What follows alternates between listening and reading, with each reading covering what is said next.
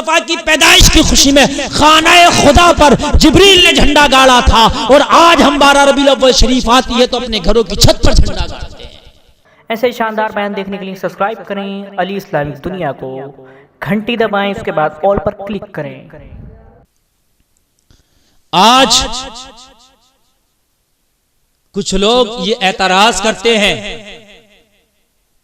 कि ये नबी का गुलाम, मुस्तफा का गुलाम जब रबीउल अव्वल शरीफ का महीना आता है तो अपने घरों पे झंडे क्यों लगा देता है, अपनी छतों पर हरे हरे झंडे क्यों लगा देता है, अपनी गलियों को हरे हरे झंडों से क्यों सजा देता है, अपने घरों में लाइटिंग क्यों करता है, चरागा क्यों करता है, रोशनी क्यों करता है। सवाल होता है, सीधे साधे भोले भाले सुन्नी मुसलमानों से ही सवाल किया जाता है, ये झंडियां क्यों, ये चरागा क्यों, ये रोशनी क्यों।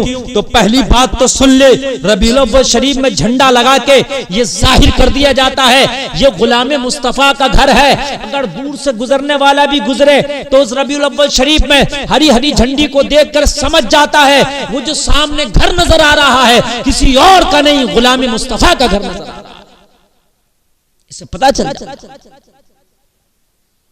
और दूसरी चीज पूछते सबूत कहां है, तो सबूत मैं आपको बताऊं। पहली बात तो अगर कोई आपसे ये पूछे झंडे लगाने का सबूत कहां से आया है, झंडे लगाना कहां से आया है, ये चरागा करना कहां से आया है, तो उन्हें सबसे बड़ा जवाब ये देना कि ये बता, हमसे लगाने का सबूत पूछ रहा, हमें ना लगाने का सबूत दिखा। हमें यह बता कि ये झंडे ना लगाना कहां आया है, चरागा ना करना कहां आया है। वही चीज हराम है जिसको शरीयत ने मना किया, जिससे रोका, वो हराम। लेकिन अगर मना नहीं आया है तो उसको हराम कहना, बिदात कहना, शिर्क कहना, खुद मुशरिक हो जाएगा। आज सीधे साधे भोले भाले मुसलमानों को मुशरिक कह दिया जाता है वो झंडा लगा लें तो, उन्हें बिदाती कह दिया जाता है अगर वो चरागा कर लें तो। जिस काम से शरीयत ने नहीं रोका है कहां से उसको आप शिर्क कह दोगे, कहां से तुम्हें ये राइट किसने दे दिया। भोले भाले मुसलमानों को मुशरिक बना रहे हो, कहां से तुमने ये फतवे लगा दिए शिर्क के। किसी ने अगर झंडा लगा लिया तो वो मुशरिक। हर चीज का भोले भाले मुसलमान से सबूत मांगते हो, अगर वो सबूत ना दे पाया तो क्या मुशरिक हो जाएगा।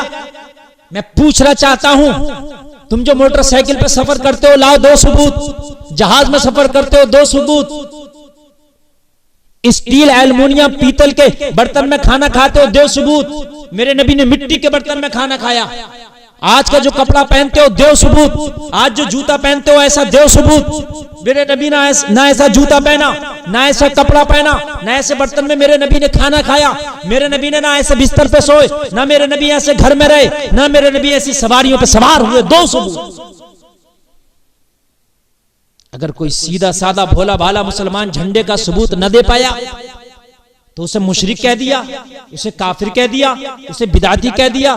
सबूत लाइए, दीजिए सबूत। जब तुम्हारे बच्चे पैदा होते हैं तो तुम हॉस्पिटल में जाते हो, 2 सबूत हॉस्पिटल में बच्चे पैदा करने का, किसी बात का सबूत नहीं दे पाओगे। फोन पे बात करते हो, इन सवारियों पे सवार होते, मेरे नबी ने तो ऊंट की सवारी की, आप ऊंट पर सवार होते हो? नहीं, जवाब मिलेगा।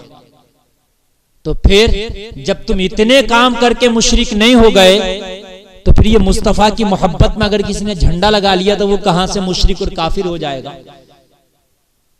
जरा सीने पे हाथ रख के बताओ, तुम जितने काम कर रहे हो क्या सबका सबूत दे रहे हो?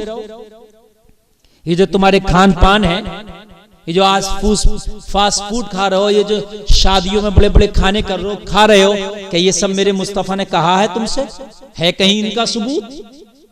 ये जो तुमने पक्की मस्जिद बनाई है, क्या मेरे मुस्तफा ने मस्जिद नबवी पक्की बनाई थी? कच्ची थी, खजूर की छाल की छत थी और खजूर की लकड़ी का मेरे नबी ने मिंबर शरीफ बनाया था मस्जिद नबवी में। बनाओ खजूर की लकड़ी का मिंबर शरीफ, बनाओ खजूर की छाल की छत। मेरे नबी खजूर की चटाई पर पे आराम फरमाते थे, क्यों इतने बड़े बड़े बिस्तरों पर और बेहतरीन दीवानों और बेडों पर सोते हो, आराम करते हो? लाओ टूटी हुई चटाइयां, करो उन पर आराम, फिर हम कहेंगे तुम सुन्नत के मुताबिक अमल कर रहे हो।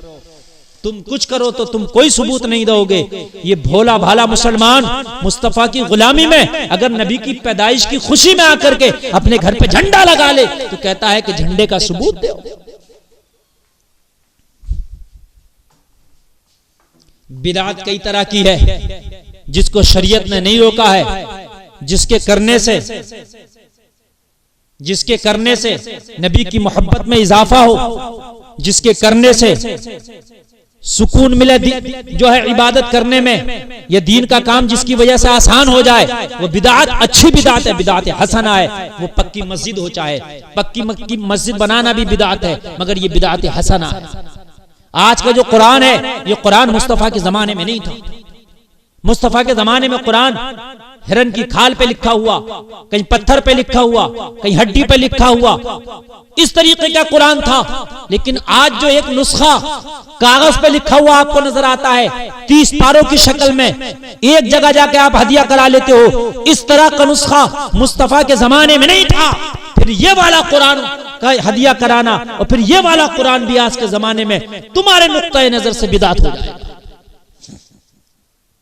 अल्फाज तो वही है अल्हम्दुलिल्लाह कुरान के, लेकिन ये नुस्खा जो बाज़ाब्ता तौर से छपा हुआ है कागज पे, छपा ये कागज नहीं था उस जमाने में, हिरन की खाल पे, हड्डी पर, कहीं ठिकड़ी पर ये लिखा हुआ था। हजरत उस्मान ने इसको जमा किया। किस किस चीज पर आप हमें सबूत दोगे? और रही बात सबूत की, तो जब मेरे नबी तशरीफ लाए तो हजरत जिब्रील को रब ने हुक्म दिया कि एक झंडा मशरिक में गाड़ो, एक मगरिब में गाड़ो और एक काबा की छत पर गाड़ो। हजरत जिब्रील आए, मेरे नबी की पैदाइश की खुशी में काबा की छत पर झंडा लगा लिया। अब गुलफाम को कह लेने दिया जाए कि जब नबी तशरीफ लाए तो जिब्रील के जरिए मुस्तफा की पैदाइश की खुशी में रब अपने घर की छत पर झंडा लगवा रहा है, काबा की छत पर जिब्रील से झंडा लगवा रहा है। अल्लाह अकबर। अब अपने घरों पर झंडा लगाना ये किसी और की नहीं, ये जिब्रील की सुन्नत है। मुस्तफा की पैदाइश की खुशी में खाना खुदा पर जिब्रील ने झंडा गाड़ा था, और आज हम 12 रबीउल अव्वल शरीफ आती है तो अपने घरों की छत पर झंडा गाड़ते हैं।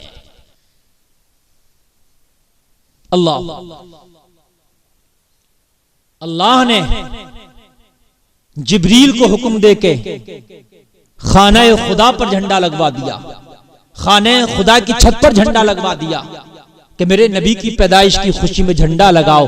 तो जिब्रील के जरिए से खाने खुदा की छत पर झंडा लगाया जा रहा है। तो आज हम मुस्तफा के गुलाम जिंदा हैं तो हम अपनी छतों पर झंडे लगाएंगे।